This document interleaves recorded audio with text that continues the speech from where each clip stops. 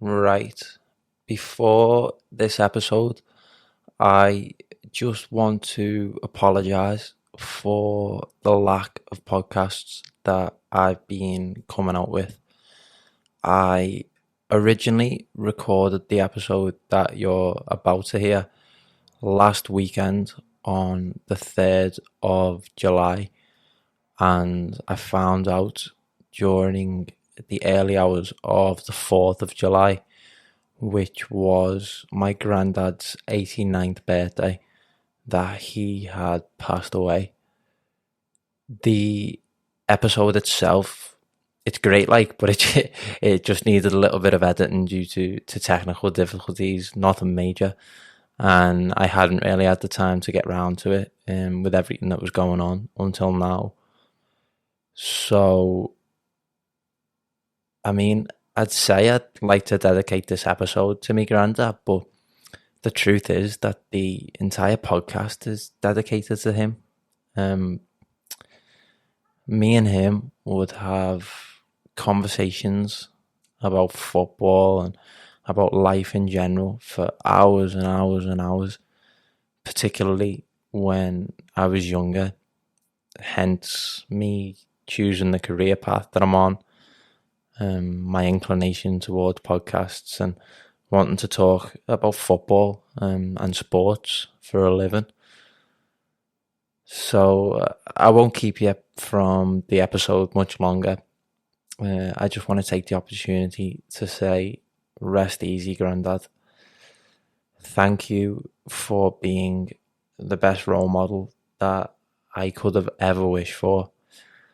And all I ever wanted to do was make you proud. It's been a tough 8 to 9 months, but I hope you're having a good time up there with me dad. Cheers. It's a pleasure to be joined by the Esk, someone who I always enjoy speaking with due to his insight and interesting opinions. So, Paul, I really appreciate you taking time out of your weekend to have a chat. How's things? Well, first of all, hi, Max. Likewise, I always enjoy speaking with you. All good here.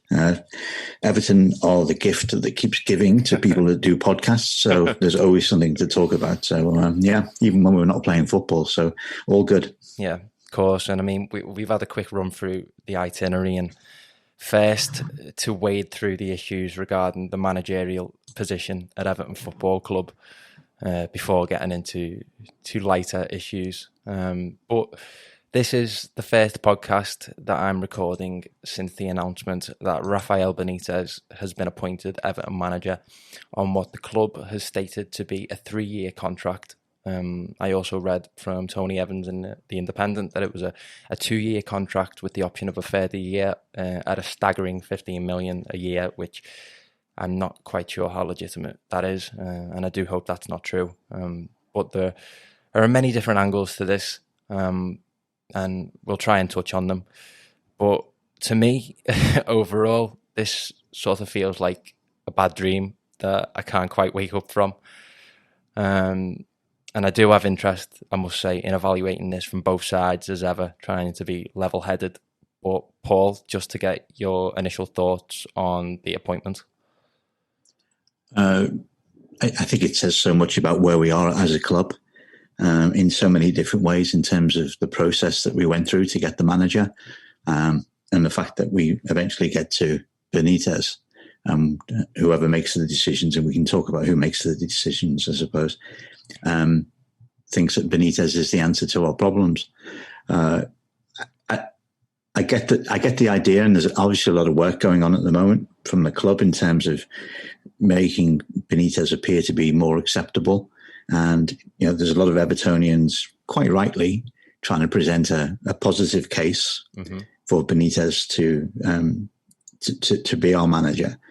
But I think we have to start at how on earth do we end up with Benitez as manager after 5 years of having a billionaire owner that's thrown more than £500,000 at the club? And we still think that somebody like Benitez is the guy to take us forward. It's just it's a staggering appointment as far as I'm concerned. Yeah. As I say, because it just puts just into focus exactly where we are as a club, and the fact that Mashiri is, making what this is his fifth decision in terms of manager, and he's not using the people that he has within the club, in particular, brands, just says it all for me. I think the club is effectively a plaything for Mashiri. And that's not to say that he's not necessarily serious about it. Clearly he is, because of the level of commitment that financial commitment that he's put into it. But we are, if anybody was ever in any doubt as to whether or not we're subject to his whims or not, unfortunately as a football club we are.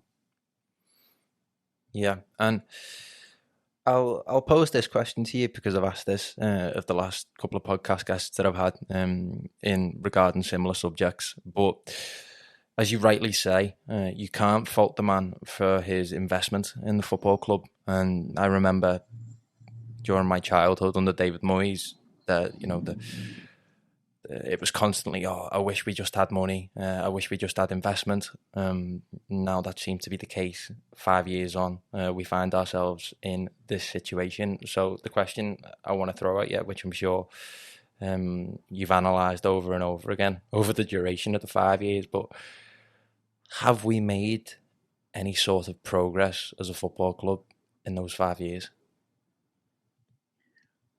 That's a really good question. It's interesting, isn't it? When we had no money, as you say, under the David Moyes era, we never really had to ask ourselves what we would do if we had money, because we didn't have it. We never had to look at the board and say, would the board be able to put us in a better position if the money was available to them, because it just wasn't available to them. And I think what we've learned over the last 5 years is that the board haven't served the club well, and quite clearly on many major decisions, the decisions have been made by Mashiri and the board themselves have not necessarily put their case forward. Are we any further forward? The one area that we're forward on, obviously, is the stadium, and that stadium wouldn't have happened without Mashiri. But in terms of us being a footballing organisation, no.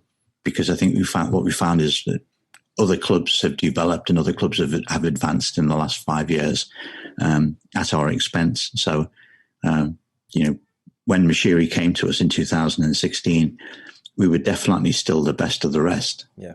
Even if the rest were now 6 rather than 4. Can we really say that we're the best of the rest outside of the top 6 now? Clearly, we're not. So, both in relative terms, but also in absolute terms, I think we've actually gone backwards as a club. And the reason, I think there's a number of reasons for that. Recruitment has to be the principal reason. Recruitment of managers, of coaches, of players.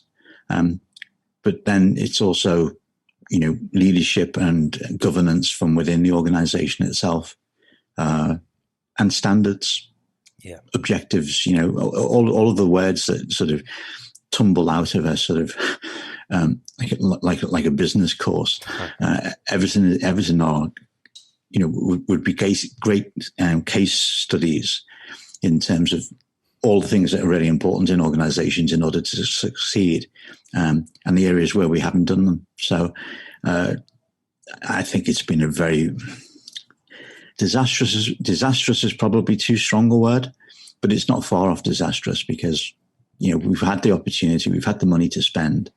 The opportunity has presented itself because not all of the top 6 clubs have performed well over that period. Arsenal haven't performed well over that period. Tottenham are now going through a very difficult period, and those gaps in the top 6 have been taken by Leicester City and perhaps even West Ham. And not by us. And that's I think where we need to look at and say, have the club done a good enough job? Has the owner done a good enough job with the resources that he's put in? And the answer to that is a very clear no. I think that analogy of it was absolutely perfect. I could picture a 30-mark question in a business module. What went wrong at Everton Football Club following the 2016 investment? But I think you're very right in your assessment there, unfortunately. And you've just got to hope, I guess, because that's all you've got really going forward, that things will resolve themselves. But to turn it back to Benitez and the different angles of where people seem to be not only attacking, but as you say, there's some that are supportive, just debating, I guess is a better word, the appointment of Benitez. Benitez is only the second manager to take the managerial post at both Everton and Liverpool since Irishman William Edward Barclay, who, interestingly, I read is noted to be the first manager of both sides. Benitez, though, of course, is one of Liverpool's most revered figures, winning an FA Cup and a Champions League there, and managing some very good Liverpool teams. Paul, today, I know it was seemingly a lot different around the 70s and the 80s, but Merseyside is known for being very tribal when it comes to football. But this isn't like a Jurgen Klopp or even a Brendan Rodgers coming to Everton, who have both had their recent successes. So what bearing to you does the former Liverpool factor have when you look at this decision? To me personally, it doesn't really make any difference to me. Okay. The comment that he made, he made a comment and that's it. But that's just my personal view. I can understand many people, and certainly people that, obviously live in the city. It's a much more difficult decision to accept, because it leaves us open to comment and a degree of ridicule from our neighbours. So that makes it difficult for those people that live in the city, less so for those that don't. I think there is a small positive about Benitez coming in, and that is if you believe that, notwithstanding all that I just said about what Moshiri's done to date, that if Moshiri has got to the point where actually he's now fed up of us not performing, he's fed up of being legged over by managers. We'll talk about Ancelotti, I guess, in a few minutes, but clearly legged over by him, that he sees Benitez as the one individual out there, the one manager out there almost in the modern game that's prepared to stand up to the owners, prepared to stand up to the directors of the club, prepared to make hard decisions in terms of changing things. And I can see an argument for Benitez coming in as an instrument of change, because change is dramatically needed at Everton. It's needed obviously in the boardroom, but it's needed all over the club. And we've lots of people talk about FC Cozy and the culture of the club. Benitez might actually be the individual that can change that, because he has a record of. He has a record of being able to change things. So, and I don't think he's the type of character that will just accept perhaps some of the behaviours and some of the attitudes that have gone on. Not necessarily just with the players, but in terms of the coaching staff, in terms of the academy, and in terms of all of the people upstairs as well. So that I suppose is the one potential immediate positive. And it might be, if we're looking for logical reasons, it might be the reason why Moshiri brought him in. Perhaps, and I can see why you see it that way. And it's a very interesting point about the club at an executive level, and beneath that the coaching staff and the academy that Rafa may rarely put a stamp on things. Oh, Jesus, I've just called him Rafa. I told you before that I can't call him Rafa yet. But I don't quite know, Paul. The thought of him leading Everton out at Bramley Moor, it doesn't quite sit with me. I know it's a 3-year contract, and God knows if Bramley Moor will be be built by then. But I don't know.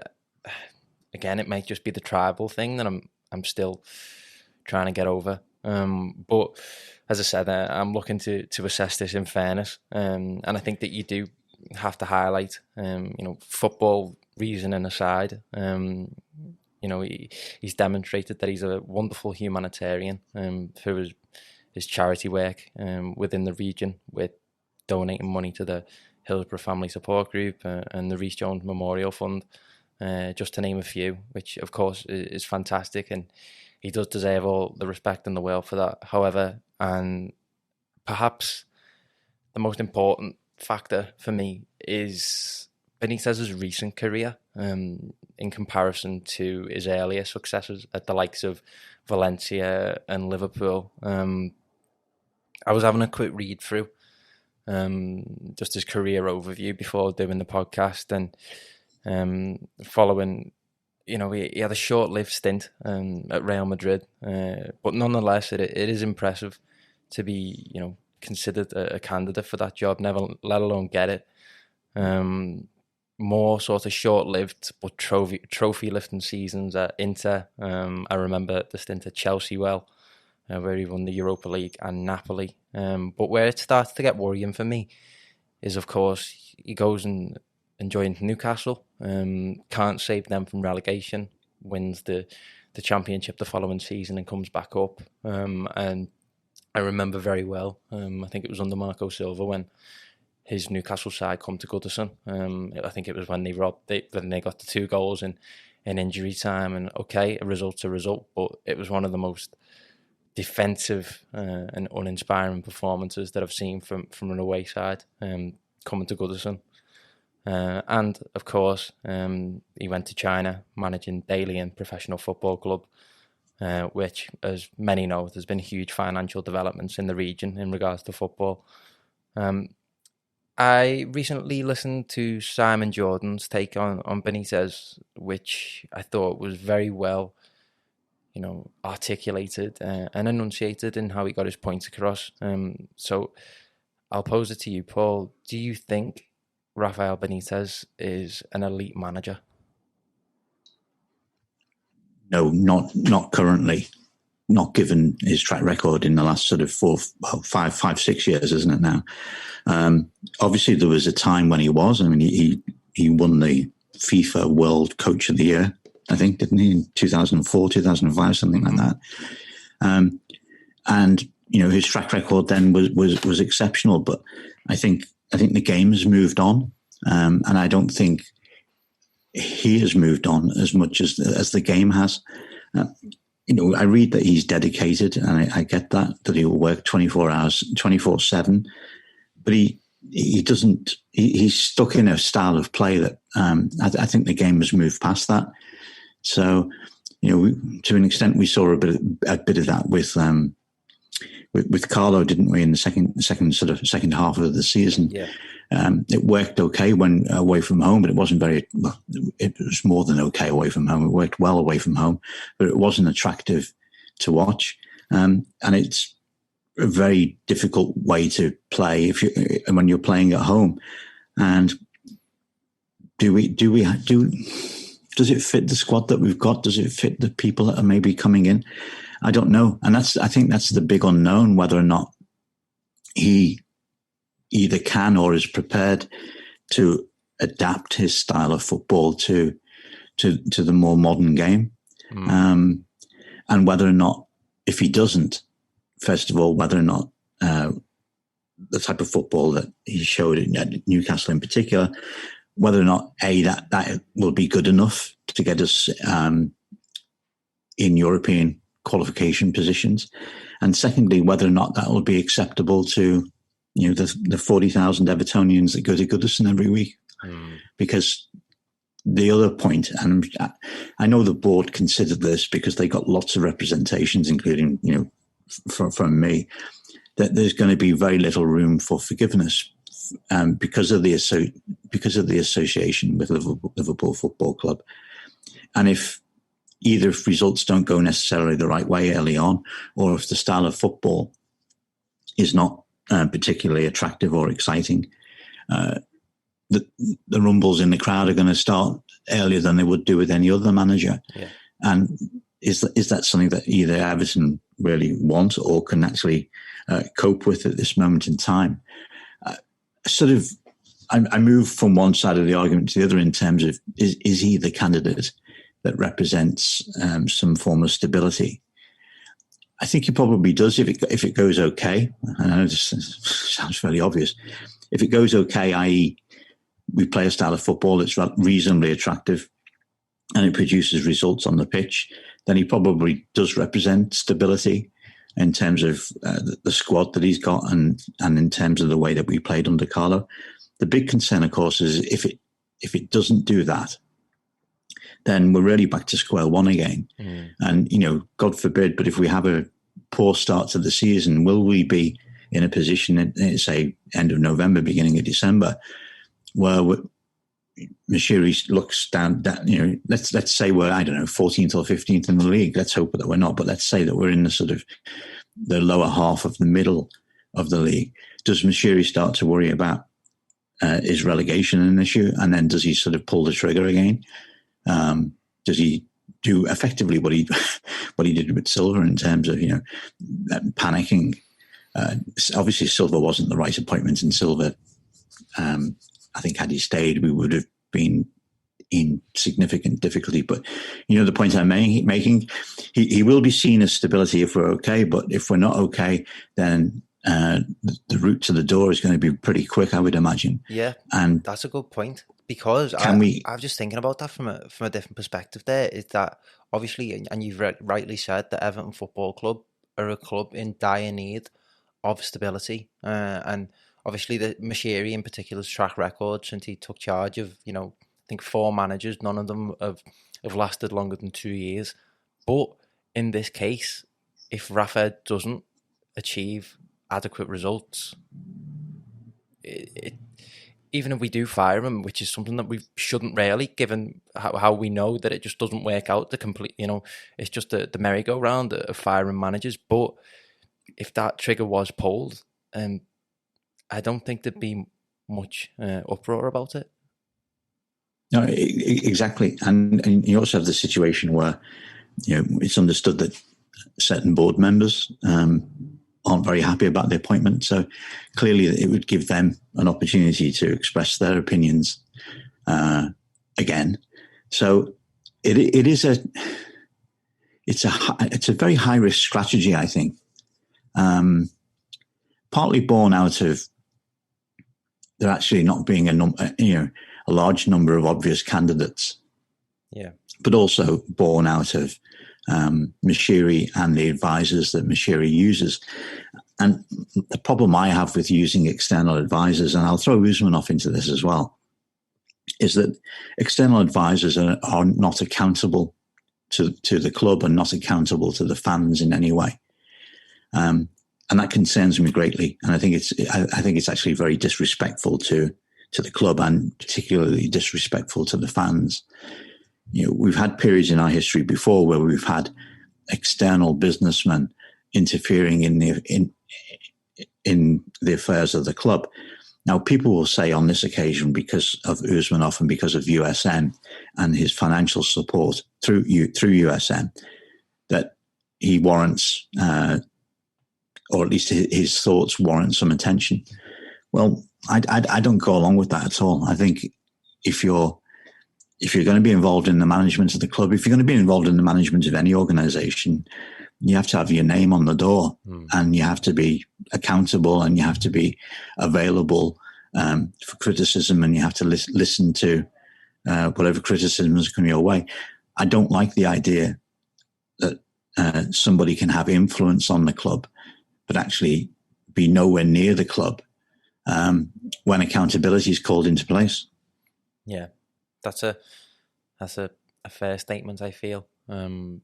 And something else that I wanted to ask from what I picked up on from you earlier is, and God, for God knows how long, attractive football is a term that's been coined about by our fans.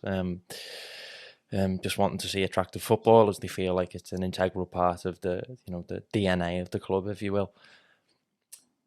you can only play attractive football if you've got good footballers. To state the obvious, do you think Benitez has the capability to convince the likes of Richarlison, Calvert-Lewin? I know he's recently been in touch with Pickford, who's having a great Euros. Digne, some of our better players. Do you think Benitez has the capability of making those players stick with the project? Because I know one of my fears was that obviously I would have warmed a lot quicker to an appointment of a Duncan Ferguson after experiencing that caretaker spell, in which he did relatively well. But something that I conceded relatively quickly with the appointment of like a Ferguson would be that there's no reason for our better players to stay then. So as I say, in this instance, do you feel like, you've said that you don't feel like he's an elite manager anymore? That's a viewpoint that I share and I agree with. Do you think he has the vision to convince these better players to stay? And I'll throw James in there as well, because I know the rumours about his future are up in the air as well. I think he's. I mean, clearly he speaks well, and clearly he impressed. Mashiri in particular before he came to the club, and given his experience, and he is recognised as a decent man manager. I mean, he's not the cuddly type who put your arm around somebody, but he is recognised as being a decent man manager, albeit hard, a hard manager. Yeah. So I don't doubt that he can present something to those players that says, "Come on, guys, give me a chance here. I've been brought in for a reason, and the reasons are this, and this is what I want you to do," and to buy into, at least a strategy for this season that's coming up. I'm pretty sure he can do that. Whether James stays, I think that's as much down to his agent as it is down to James. And it's obviously a massive wasted opportunity if he goes. But if he goes, he goes. I don't think we should be building. It sounds ridiculous because he's the technically the best player that we've had for many, many years. But I don't think we should be building our future around James, unfortunately, because of his character and because of his agent, first and foremost. DCL, I think, is still committed to the club. And why shouldn't he be? We're the club that stood by him, we're the club that gave him his opportunity, and he's starting to repay that now. Mm-hmm. The fact that he's not been very much involved in the Euros is probably a big positive for us. Richarlison, I think, is a difficult one because, it's sort of fairly well documented that a year ago he gave Carlo effectively 12 months. Now, will he be prepared to give another 12 months, which is possibly even more of an unknown quantity than last year? I don't know. I really don't know. And then, of course, the question is, well, based on his performances over much of last season, is it a good idea whether to cash in on him or not? And I'm really puzzled. I suppose it depends upon if we were to cash in on him, how much we could get for him, and that will be dependent upon who buys him, obviously. But then also, who do we have in mind in terms of replacing him? Has Brands got a number of people that can do the type of job that Richarlison showed certainly the year before last, if not most of last year? So I think it's quite a difficult one. I think. Of the other players mentioned, probably they can be convinced to stay, and most of them, I don't think most of them find Everton a difficult place to work. I think that's part of the issue, actually, that it needs to become a much more difficult place to work because we need to demand more out of the players that are there. But yeah, it's a bit of an unknown, isn't it? Yeah, very much so. And again, it comes down to, as you say, that recruitment aspect of if we are willing to let our better players go, have we got ideal and adequate replacements lined up? And we'll try and talk about the Euros in a little bit, but looking at a player like maybe Belgium's Jeremy Doku, if Richarlison is to go, which I don't hope. I hope he doesn't. Obviously, he's got really high aspirations for his career, and I don't see why not. He can be a bit hit and miss at times, but still, I think he ended up last season as our second top goal scorer. I think he has a real social conscience, which I think is lost amongst many young footballers today. And I think the fact that he sets that example to, importantly, our young fans, I think from a PR and brand perspective, I think that's wonderful. And yes, he's got a temper on the pitch. He looks moody at times, and he doesn't always turn up. But again, the lad's only young. He's still only like 24. And I do feel like if we were to let him go, that it would come round and bite us on the backside. And it's well documented that he has a really good relationship with Carlo Ancelotti. And I remember he put a tweet out not too long before Ancelotti left, like of him hugging Carlo, like just sort of quoting the Carlo Ancelotti song, which does sort of worry me. And just to switch this to the event to which I guess started this bad dream, the swift and ill-received departure of Carlo Ancelotti. I think we've had just over a month to digest that now. So I'd just like to ask Paul, what's your take on Ancelotti and the manner in which he left the club? I think Carlo's proved himself to be unworthy of his reputation. I think there's a lot that he's said and a lot that he's probably done that we wouldn't have expected of him from 12 months ago. Now, how much of that is just down to the fact that perhaps when he got here, he felt he'd made a mistake, that he felt that perhaps he wasn't the right person to take the club forward. He wasn't the right person to face the challenges that Everton obviously presented him in terms of, our inability to progress, our inability to take advantage of an opportunity that should have led to European football next year, and really should have led to Champions League football. Yeah, it should have. If we look at our position, sort of, in late December, did he actually just stop believing that actually he could do what was needed to be done at Everton?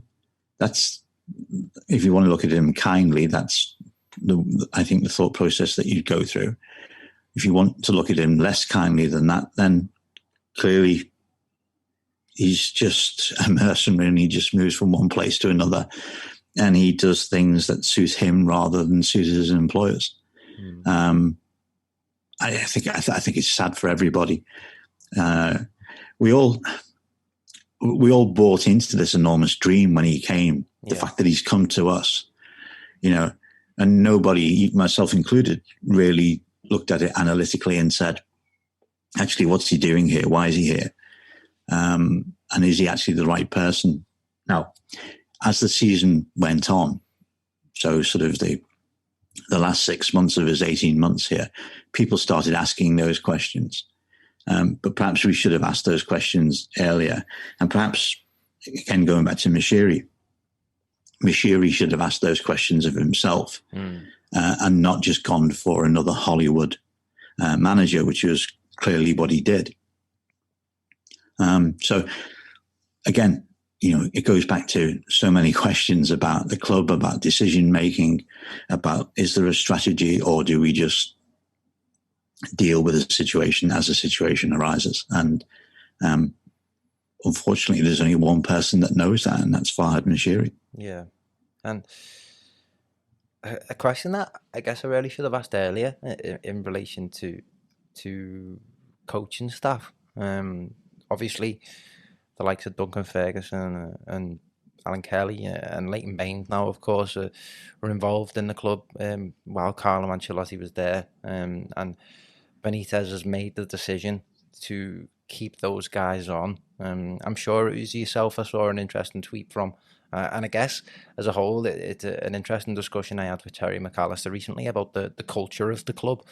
The fact that these guys are staying on under Benitez's watch, is that FC cozy, or is that these guys are of some value to the operations of the football club and what we want to achieve? It's a really interesting question, because like we talked about earlier, if you take the view that Benitez is agent of change, then you have to ask yourself, why are all these people who've been associated with the club, and take out Baines because he's only been there a short time in terms of his coaching development role, why are all these people being kept on? I suppose the flip side of that is, well, perhaps that was that was part of the negotiation. Perhaps the people that didn't really want Benitez to come to the club said, well, the only way that you can come to the club is if, we retain our identity by having Duncan Ferguson sitting on the bench alongside you, because I think visually that's going to be a very important factor. And I think, not that Benitez needs a shield, but Ferguson can, in a sense, almost act like a human shield to any wrath that comes Benitez's way, by being more visible and by being seen to be more proactive in the middle of a game. So there is certainly a visual aspect to this going forward. Why is Ferguson still with us? Why is Ferguson, gone through so many managers in his assistant's role? Well, nobody can doubt his dedication to the club. Nobody can doubt the fact that he loves the club. Nobody can doubt the fact that he does fantastic work on the community side, and in terms of the work he does as an individual. A lot of work outside of the eyes of the media, in terms of helping Evertonians and everything else.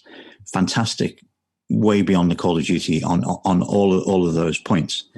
But you really have to question whether his love for the club gets in the way of his ambition.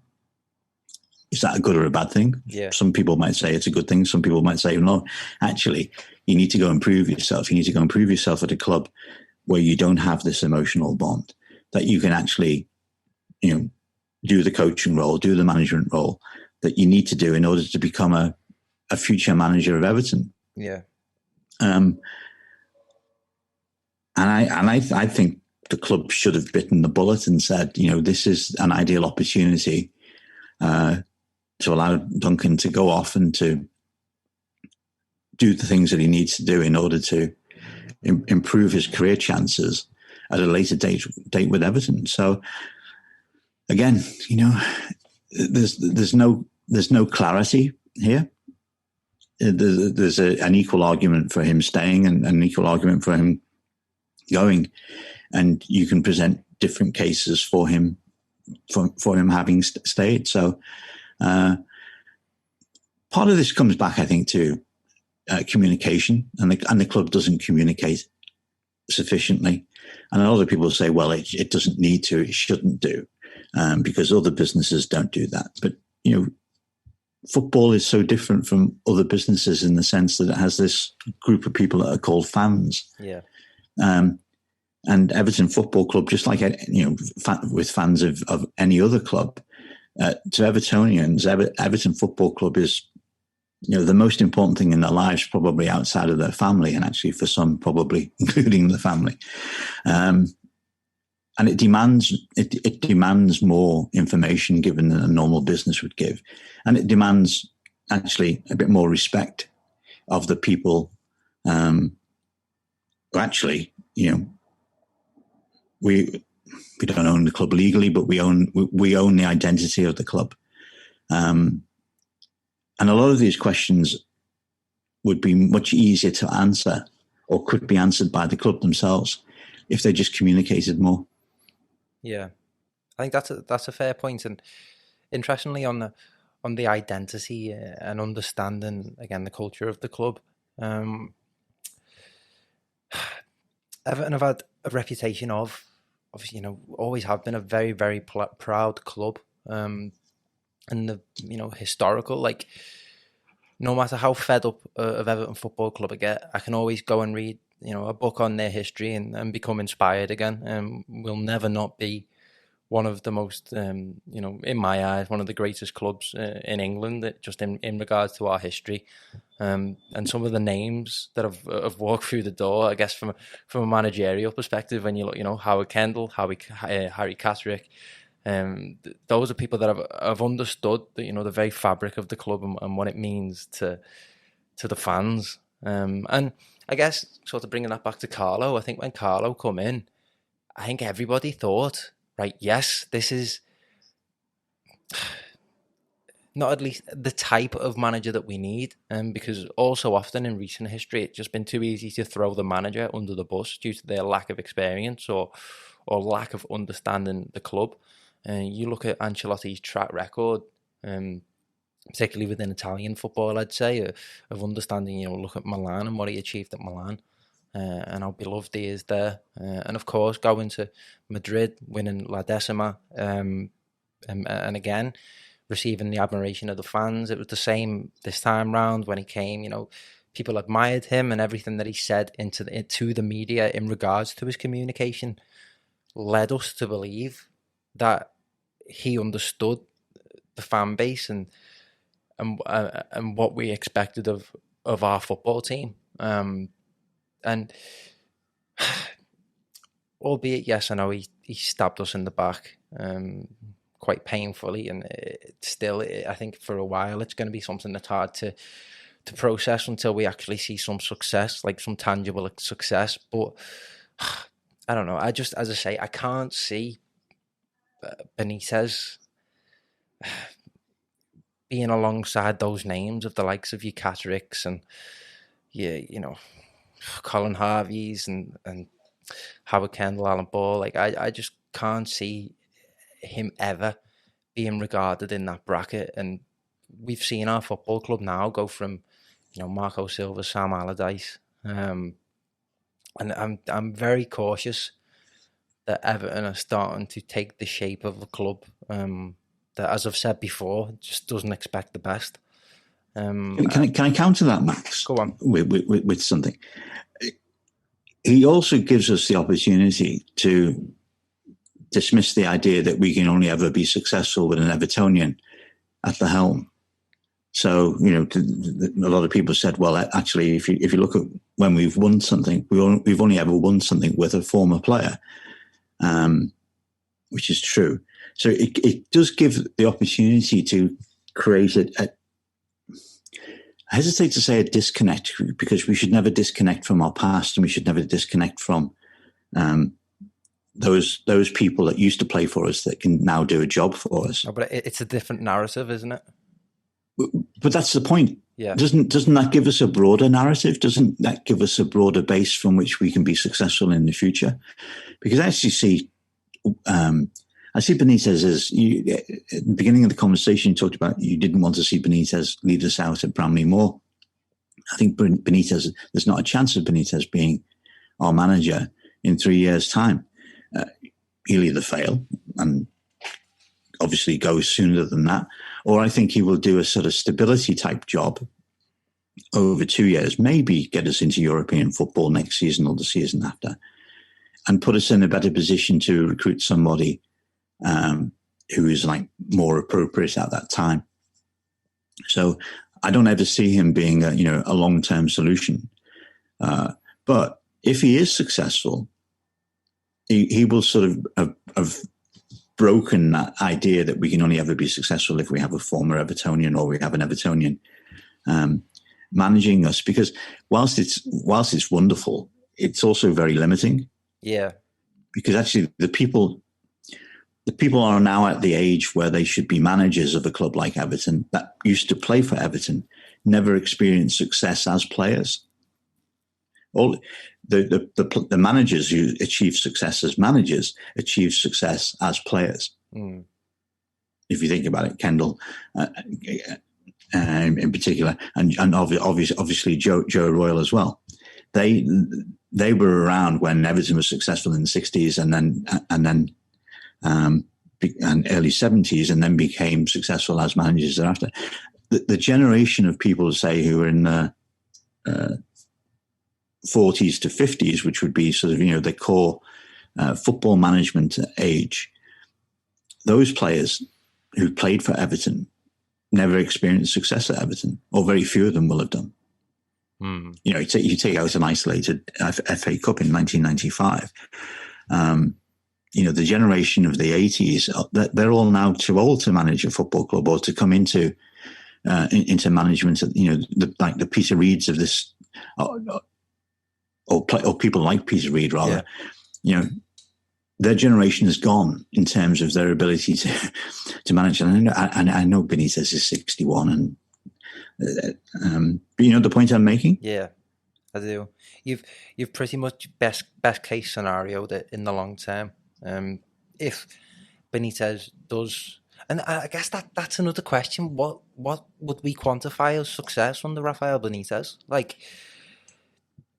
because we've got to let go now of this idea of being the best of the rest, because we're not. We're quite clearly not. We had the opportunity to be last season and just completely bottled it.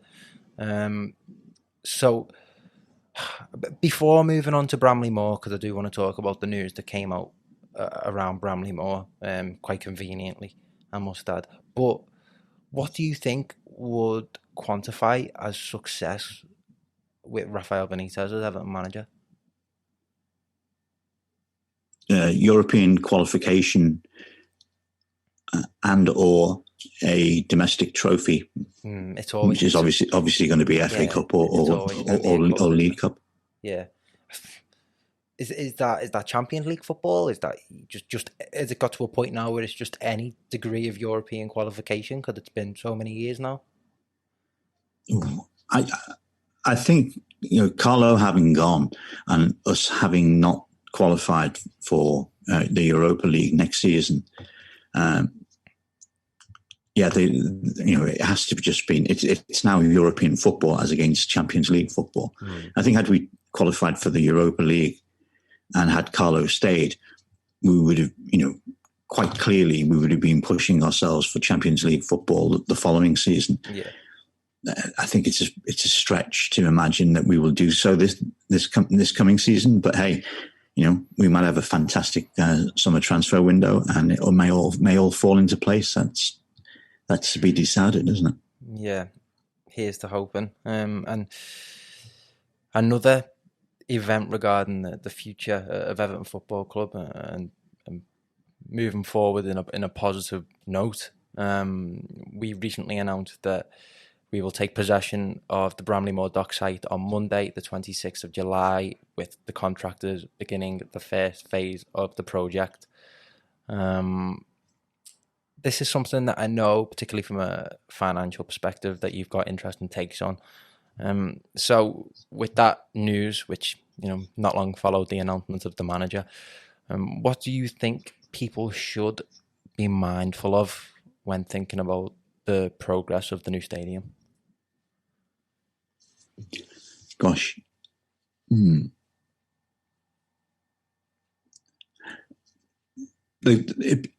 club is put at risk because of the investment that's made. Now, I don't want to make that sound like as if it's horrific or threatening or being negative. It's just an acknowledgement. I think that's a well-documented fact, and I remember Arsenal suffering greatly in regards to like player recruitment after moving to the Emirates. So I don't think that's a far-gone statement. No. I think what's really interesting about it, Max, is, I mean, clearly it's going to be a huge advance for the club, and it is going to be, you know, one of the most significant things that the club has ever done when the stadium opens.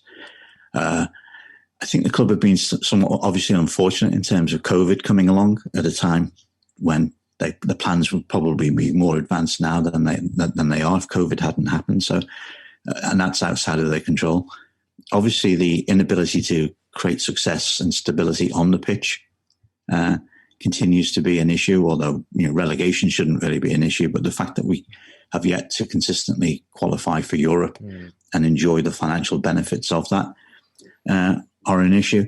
And I think that's why you'll find that Mashiri is actually funding the first part of the construction, and we'll get our borrowings at some point down the line. If you look back at everything that's been written about how we were going to fund the stadium, everything that the club has said about how the stadium was going to be funded. Nobody ever put it in that order. It was always a question of we would borrow money at one time from the city council, but then accepted that we would borrow money from the private markets, and that Mashiri and that the naming rights partner, which is obviously going to be USN, would fund the difference between the borrowing and the total cost. Now, for the reasons that I just explained, it seems that the borrowing is slightly more difficult than we thought it would be. But because we're under time pressure to get the construction started, if we're going to start this season 2024-25, we have to start in the middle of this summer because it's a 3-year build process. We've had to go ahead before we've got the full funding in place. Now, we will have given the main contractors, Lang O'Rourke, a cast iron guarantee that they will get their money, so that they will be satisfied that the funding will get into place. It's not an issue. It's not a question that we won't be able to do this. It's just a recognition that in order to start the process, the building process now, Mashiri is paying before we actually get the borrowings in place. And that's interesting because that's never the way that it was thought it was going to happen. But there you go. So in a sense, Mashiri is taking that risk. So to that extent, I mean, I again, not to come across as a cynic, it just in all interest of being a realist, does that worry you? It doesn't worry you. Well, it doesn't worry me. I think I'd be slightly worried if I was Mashiri. Does it have an impact on the club? Well, it might have an impact, as you say, looking forwards if the lenders take a more aggressive stance in terms of, how much money we can spend. What are we going to do to cut our losses? Because we're still a loss-making organisation. Let's remember that Arsenal were a profitable organisation when they borrowed the money. Yeah. We're a loss-making organisation and will be for several years to come until we get regular European football, and in fact until we move into the new stadium. So there's slightly different factors. Probably means that it's slightly more risky than we might have thought a couple of years ago. But again, Mashiri seems willing to take that risk, and to be fair to him, he's funded whatever shortfall the club has needed. And I don't suppose for a second he wouldn't not continue that funding if it was necessary. I mean, interestingly, from what you raised there, that football clubs notoriously, especially I'd say over the last 15, 20 years, are notorious for being loss-making organisations, operating at a loss. And obviously, European football goes a hell of a long way to operating at a profit. It's interesting that you say we may have to wait until we move into the new stadium, but I've traditionally been told that moving, obviously it just comes along with the risk assessment, that there's just huge risk associated with moving into a new stadium in regards to your profits and your losses. So how long after moving into a new stadium would you expect the turnaround to operating at a profit? And even if we do move into the new stadium and, we'll become a lot more commercial in regards to the commercial side of the game, but do you think that still hinges on European football if that's the case? It's an awful lot better with European football. Yeah. I mean, bear in mind that Goodison generates revenue of around 14-15 million pound a year in terms of gate money. Bramley Moore is probably going to generate anywhere between 40 and 50 million pound a year in gate money. So you get that immediate uplift in income. Obviously, you've got some costs, you've got some borrowing costs to set against that. But then you've also got the increased commercial opportunities that come out of that, increased sponsorship. And obviously, if we do have European football, that then inflates everything even more in terms of broadcasting income and everything else. So Bramley Moore in itself is not going to solve our financial issues. It's going to help. What solves our financial issues, what creates a balance between what we spend and what we earn, is how we perform on the pitch. Yep. And it's European football is the solution to that. We can pretty much guarantee ourselves, if we're in the Europa League, anything between 20 and 40 million euros a year, depending upon how far into the competition we go. And if we do get into Champions League, even though we've got a very low coefficient because of our poor European record, we can guarantee ourselves anything from 35 million to 100 million if we won the Champions League. And given the size of the club and given our current levels of income, those figures are very, very significant. Yeah. So it comes down to what we do on the pitch. The stadium will help, and no doubt about it. But ultimately, if we're going to be successful financially, we have to achieve much more on the pitch than we are. Yeah. Very rightly said. And again, not to be a cynic, but we've been saying that for like 5-6 years, haven't we? So, yeah. Here's hoping, Paul. Here's hoping. And to end the podcast, because I know I said I did want to talk about this, because had it not been for international football over the last couple of weeks, I feel like I would have lost interest in football as a whole. Like, the European Championships have been absolutely fantastic. It's been like great game after great game, drama after drama, and on the other side of the globe, Richarlison's Brazil are through to the semi-finals of the Copa Americas, and I regret I haven't watched as much of the Copa Americas as I'd have liked. I've only sort of seen highlights, but I've been glued to the Euros. So I'm just wondering how you've found the Euros over the last couple of weeks. Well, actually, I haven't seen that much of it, partly because I've just been busy doing other things. And also, I don't tend to watch a lot of football. It's not Everton. But what I have seen is, I think actually it's been quite a liberating tournament. I think it's been a liberating tournament because it's been played in different venues. I think actually that element of it has worked very well, although it makes it much more difficult for fans to attend, particularly in a COVID environment. Yeah. I think the fact that fans have been back in the grounds has made a massive difference. It's become. This has almost become like a celebration of football. It's like almost like a rebirth of football, if that's not pushing the point too far. It's a sort of showing us what football used to be like, having been through 18 months of really quite awful football without fans being in the ground. So it's been great. I can't pretend I've watched every minute of it because I haven't.